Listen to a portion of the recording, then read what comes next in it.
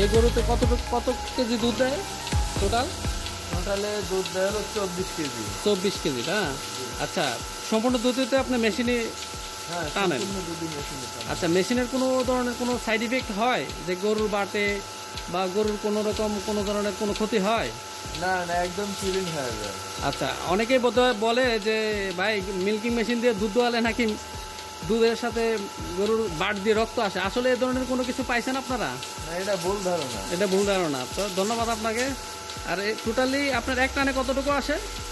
একটানে এখন আসবে আপনার হলো 12 কেজি দুধ। 12 কেজি দুধ আসবে। আচ্ছা আচ্ছা, ঠিক আছে। তাই আপনার তো গরুতে কোনো সমস্যা হয় না? না না না, আর আপনি তো ধরতেও তো হয় না, একবার লাগাই দিলে চলে? লাগাই দিলে তো অন্য কাজ করলেও সমস্যা সমস্যা নাই। এই যে দেখেন আমাদের মেশিন দিয়ে খামারে মিল্কিং করা হচ্ছে।